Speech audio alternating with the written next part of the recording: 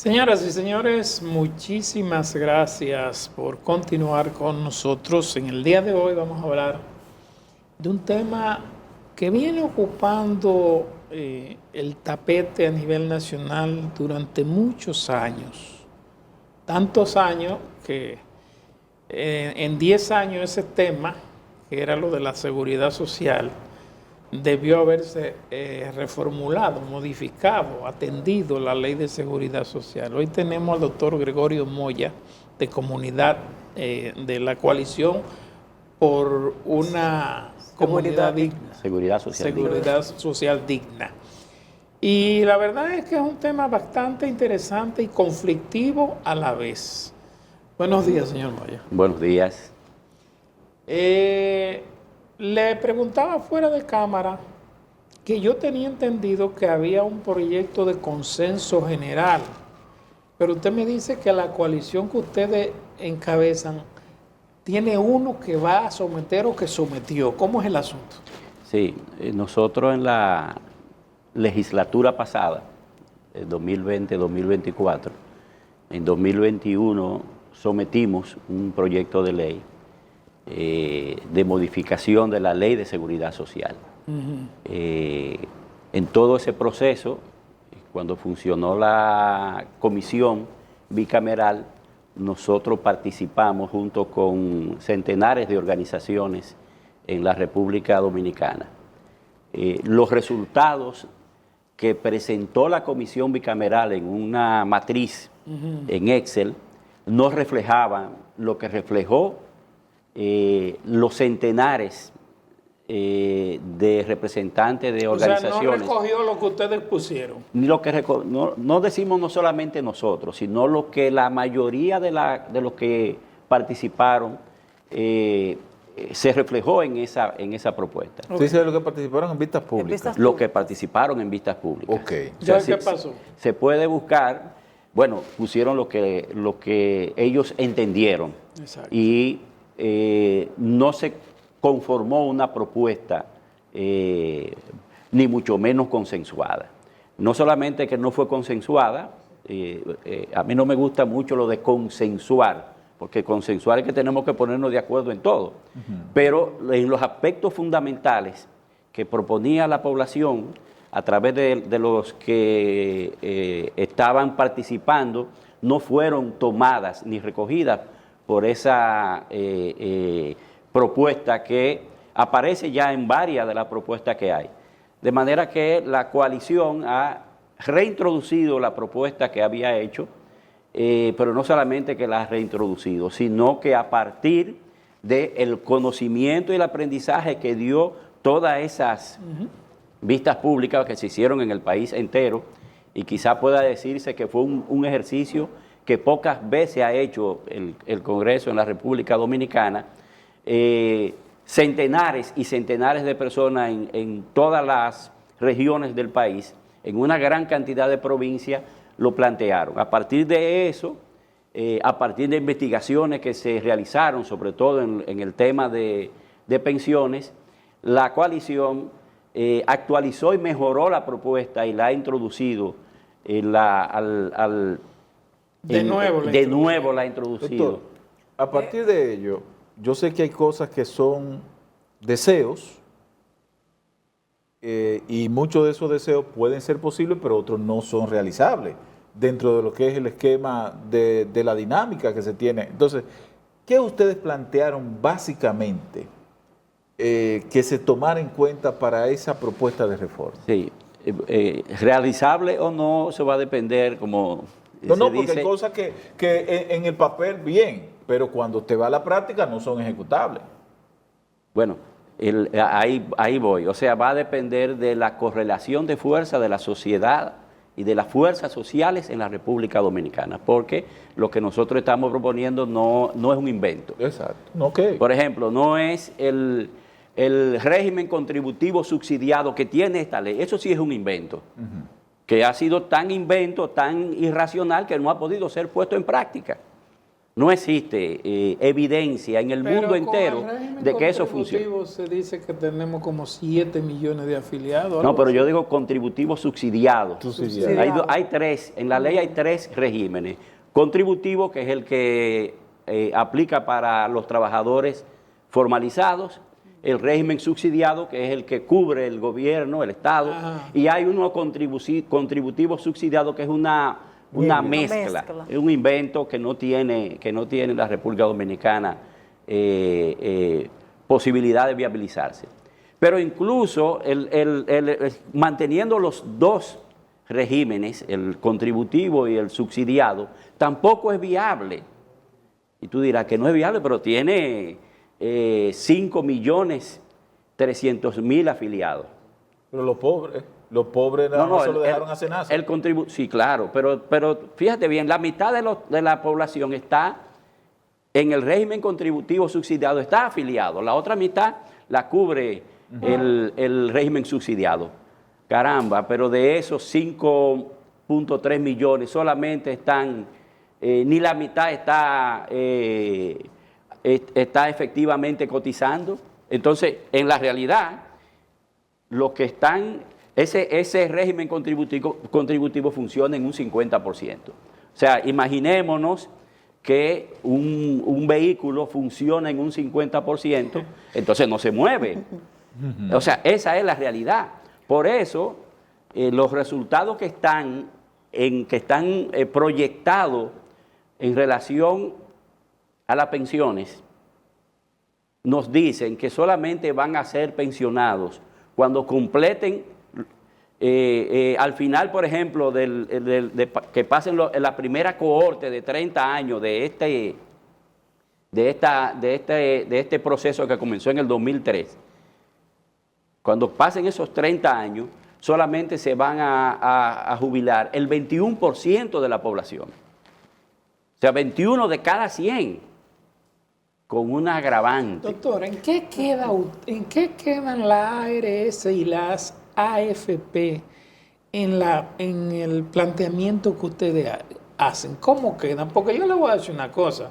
Yo soy de los que piensa que los bancos y los empresarios asaltaron el sistema de seguridad social aquí, porque ellos son los únicos beneficiarios. Bueno, las ARS... ¿Cómo quedan la ARS y la AFP? En la propuesta nuestra no deben participar de la seguridad social.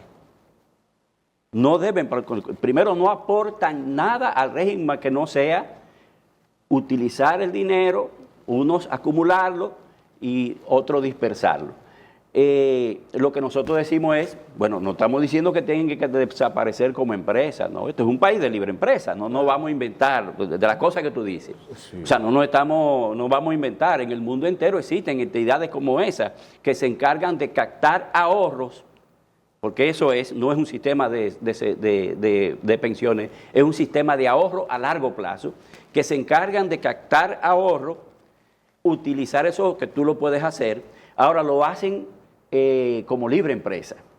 No lo hacen como parte de una política pública, no lo hacen donde tú estás obligado a entrar en 5 o 6 empresas, obligatoriamente. No, ellos deberían entrar en lo que llaman la competencia, o sea, yo vendo flores, entonces yo compito vendiendo flores. Entonces, si ellos, así como compiten los bancos ofreciendo instrumentos financieros, ofreciendo beneficios. Claro, tú acudes al banco. Tú vas al banco que tú quieras, quizás el que te queda más cerca, pero eso no es lo que ocurre con las ARS y las AFP. Es obligatorio afiliarse obligatoriamente a una de ellas. ¿Ustedes confían que con esa influencia, ese poder que han tenido ese sector empresarial de las ARS y las AFP ahora en el Congreso Nacional nuevamente no metan sus garras en el Congreso Nacional, que aunque se formó una comisión bicameral que anda haciendo vistas públicas en las diferentes provincias, lo cierto es que se han hecho en otras ocasiones y al final se queda en el limbo otra vez el proyecto? Sí, realmente una de las características de esta lucha es que confronta a los trabajadores y a la mayoría de la gente. Y cuando nosotros decimos trabajadores y queremos subrayar eso, es que me parece, lo que estamos aquí en esta sala, en este momento, no somos pobres de solemnidad, como decía don Juan Bosch. Ahora, si dejamos de trabajar, dejamos de vivir o dejamos de suplir nuestras necesidades. Entonces, los trabajadores, o sea, la gente que tiene que trabajar para suplir sus necesidades, están convocados. Además no quitan el seguro. Están convocados. Esa es otra de las cosas, que cuando una persona se pensiona, pierde la seguridad social. No, cuando lo desahucian. Sí, no, y cuando lo pensionan, o sea, una persona que lo pensionan en el momento que tiene más de 60 años, que tiene 65 años, y que es que tiene mayor riesgo de enfermar. Claro. No es un invento. Pero hay otra cosa. Más del 30%, más del 40% de los que tienen más de 50 años tienen hipertensión arterial y un 35% tienen diabetes. Doctor, yo quisiera que usted me explicara un detallito y que le ha ocurrido a gente cercana a mí y a mí. ¿Por qué el 100%, yo dije, nos vamos a poner el 99% de los dominicanos que están asegurados, no conocen ni por qué una aseguradora te niega un estudio, ni por qué te niega la cobertura de un medicamento? O sea, di que hay un listado, pero ese listado nada más lo conoce la farmacia y la ARS. Porque el que va a la farmacia le dice, no lo cubre, y la persona tiene que irse así. Pero tú vas a un counter de una aseguradora y dice, mire, yo necesito hacerme este estudio, y te dice, ese estudio no lo cubre su seguro. O si no, le dice, mira, de esos 100,000 te van a cubrir 7,000 pesos, 10,000 pesos. Sí. Mira, hoy acabo de ver en un diario nacional un ciudadano dominicano que tuvo un accidente, tiene su seguro médico, o sea, y tiene que buscar 775,000 pesos para los procedimientos que necesitan de reconstrucción de la cara, reconstrucción de un hueso. Yo creo que el problema es que no hay una buena conceptualización de lo que es la seguridad social. En primer lugar, nosotros tuvimos un sistema de seguridad social que surgió entre el 46 y el 48, que se llamó en principio Caja Dominicana de Seguridad Social. El Instituto Seguro Social. Y después Instituto Dominicano de Seguridad Social. Todavía el edificio donde estaba la caja, la gente dice la Caja del Seguro. La Caja de Seguro. Eso que surgió como parte de lo que ocurrió posterior a la Segunda Guerra Mundial y como parte vamos a decir, de la conquista que obtuvo la humanidad en ese momento, en nuestro país nosotros teníamos un dictador que además era el dueño de que manejaba el país como finca, y presentó la seguridad social como como una extensión de su bonomía. Así como el sueldo 13 lo llamó regalía, como un regalo. Entonces aparecía como un regalo. ¿Qué ocurre? Que la seguridad social está en la Declaración Universal de los Derechos Humanos como uno de los derechos fundamentales. Entonces lo primero es que la seguridad social es un derecho. O sea, eso es y entonces, como existe un derecho, existe una entidad que está obligada a garantizar ese derecho, que es el Estado Dominicano. El primer aspecto es que hay que conceptualizar la seguridad social como un derecho. Entonces, eso es en primer lugar. En segundo lugar, hay que comprender que la seguridad social tiene una orientación que es proteger financieramente a la gente, al ciudadano. No puede ser, y sobre todo en la seguridad social, hablar en el 2025, no estamos hablando de la seguridad social a finales del 1885-95, cuando en Inglaterra, en Alemania, Bismarck estableció los primeros elementos de lo que hoy es la seguridad social moderna. No estamos hablando de eso, estamos hablando de la seguridad social que plantea que hay que proteger, porque todos los seres humanos estamos expuestos a enfermar. Y esa situación de enfermedad puede convertirse, y se convierte en los más pobres, y también en lo que llaman la clase media, en un factor de empobrecimiento. es un factor de afectar financieramente a la persona y a la familia. Pero la persona puede tener un accidente, como la persona puede perder el trabajo. Entonces existen lo que se llaman los seguros de desempleo. La persona que Sí, puede ok, haber sobrevivencia. volviendo a Entonces la pregunta mía, gente cada persona asegurado no debía tener ese catálogo de medicamentos. no debería haber un catálogo. Ok. O sea, uno de los aspectos que nosotros cuestionamos en la República Dominicana es que no debe haber un catálogo. O sea, el catálogo, el llamado Plan Básico de Salud, o en la República Dominicana se elaboró un Plan Básico de Salud. Las ARS conocieron el Plan Básico de Salud elaborado por técnicos que tampoco estamos de acuerdo con un Plan Básico de Salud. Y dijeron, no, eso es demasiado, y crearon el Plan Dominicano de Seguridad Social. Entonces, en ese Plan Dominicano de Seguridad Social, no se asume los eventos de enfermedad, esa dinámica que se llama salud y enfermedad, como un evento dinámico y que es cada día nuevo, sino que es un plan del que tú te puedes enfermar. O, dicho de otra manera, solamente te cubren lo que está en esa lista. Para que tengamos una idea. Pero sí está. Nosotros tuvimos desde marzo del 2020, nosotros fuimos afectados por COVID. Las ARS no cubrieron nada de COVID. Nada. Óiganme bien lo que estoy diciendo, nada de COVID. Por eso en el 20, en el 21 y en el 22 fueron los años donde ellos obtuvieron mayor ganancia. Entonces, como el COVID no está cubierto, no está cubierto. Sí, pero- Dentro del proyecto de ustedes, ¿cuántas enfermedades ustedes introducen que no están siendo cubiertas en la actualidad? No, nosotros no introducimos enfermedades.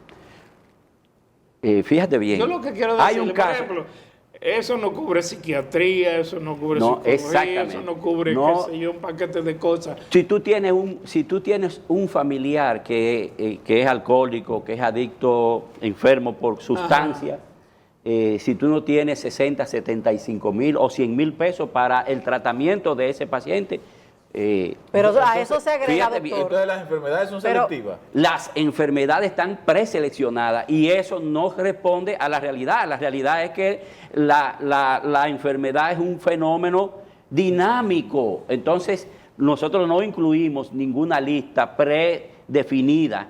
Deben ser todos. Es igual, mira, la ley establece que no deben haber preexistencia, ¿verdad? O sea que yo no puedo, no me pueden negar entrar a la seguridad social porque yo tenga una enfermedad preexistente. Está establecido en la ley. Ahora, cuando tú estableces seleccionas una cantidad de enfermedades, ya tú estás estableciendo Doctor, pero- una preexistencia, porque nosotros estamos en un mundo. ¿Qué tiempo duró? En 2 meses nosotros tuvimos COVID. Sí. O sea, fue en diciembre y ya en marzo nosotros tuvimos el anuncio de COVID. ¿Y dónde comenzó COVID? En China. Doctor, o sea, pero no además- puede haber ahora preselección de enfermedades a cubrir porque eso ya establece una preexistencia y una negación de atención. Pero además, doctora, eso usted le agrega que la mayoría de las aseguradoras, hay personas que tienen medicamentos que son continuos, pero cada 3 meses, entonces le exigen una receta. Mira, Entonces- no es bueno uno hablar de cosas personales. Yo soy hipertenso. Cuando a mí me dan mi receta en enero, yo voy con esa receta en enero, me la dan por 6 meses. Fíjate bien, me cubre enero, me cubre febrero y me cubre marzo. De ahí para adelante yo no estoy cubierto. Tiene que llevar otra receta. O sea, usted tiene... Pero no es que tengo que llevar otra receta, son 6 meses. Es que ya se me acabó la cobertura en dinero para exacto. eso. O sea, se me acaba la cobertura en dinero. Exactamente. Por eso hay personas que optan mejor ir a una emergencia. Y además, ¿por qué no le acumulan lo que uno no Lo que no se gastó. Ese es un elemento. Porque hay Esa años que tú no- propuesta la hay hizo, años por que uno no va al ejemplo, médico. El Colegio Médico, cuando estaba dirigido por el doctor Senencaba, propuso en primer lugar un aumento a 24,000 pesos y que fueran acumulativos. Ustedes recuerdan antes las telefónicas, que usted compraba determinada cantidad de tiempo de uso. De minutos. Si usted no lo usaba, usted lo perdía. Y hubo una lucha para que fueran acumulativos. Y entonces llegaba un momento, o sea, es apropiarse de eso. Ese aspecto es muy importante. Pero hay un tema ahí de seguridad social también, que a mí me ha llamado la atención en los últimos días. Es que no tiene poder, y lo hablábamos tras bastidores, es que no tiene poder, o que los incumbentes no ejercen el poder que tienen o la información que tienen en el asunto de la Dirección de Defensa del Afiliado, la DIDA. El último que ha estado ahí, lo he estado viendo envuelto con la clínica, con médicos, con ARS. Sí. ¿Qué es lo que pasa ahí realmente? Nosotros, esa es una dirección, se llama así, Dirección de Información y Defensa de los Afiliados. Del afiliado. O sea, es la DIDA. La DIDA. No tiene las herramientas legales para actuar. Nosotros planteamos en nuestro proyecto de ley que debe haber en esa defensa, esa entidad o esa función de la seguridad social, tiene que estar en la Defensoría del Pueblo, porque sí es un poder que puede actuar frente a cualquier suprapoder. O sea, es un poder que está constitucionalizado y que tendría las herramientas para incidir. Ahora mismo lo que ha ocurrido siempre es que es la DIDA, más que bien un funcionario, pero la DIDA es una cenicienta. Primero porque no tiene poder y no tiene la estructura, ni tiene el instrumento legal para hacer esas funciones de abogacía del afiliado. Eso ha pasado con la mayoría de las entidades. Si usted tiene en la República Dominicana un problema de energía eléctrica, usted sabe que usted tiene una superintendencia de electricidad que no lo va a representar efectivamente. Y ocurre con la mayoría de los bancos también. Bueno, los bancos en esta gestión con el señor W, como le dicen, ha habido mejoras, pero efectivamente son estructuras que han sido construidas para manejarse por los sectores de poder, que incluso, vean, son los mismos sectores bancarios y financieros. Y ese es uno de los aspectos que nosotros cuestionamos. Nosotros tenemos una ley de seguridad social que está controlada por el sector financiero, pero que su vocación es de tipo financiera. O sea, cuando uno lee de arriba a abajo, el único derecho que aparece claro en la ley es que usted tiene derecho a estar en una de las ARS o en una de las AFP existentes. Doctor, después todos los otros son difusos. Son difusos en una ley que no deben ser difusos, ¿verdad? Porque en la Constitución aparecen cosas... Pero ahí hay cosas muy bonitas en la ley. Hermosas. ¿Verdad? Hermosas. Entonces, ¿qué es lo que universalidad, equidad. ¿Qué es lo que falta para aterrizar esa ley? Porque tiene su reglamento, tiene ya unos años de aplicación. Entonces, ¿qué es lo que falta? Tiene cosas hermosas. Por ejemplo, los principios que están establecidos, equidad, universalidad, igualdad, etcétera. Tiene una serie de principios que en nuestra propuesta están contenidos.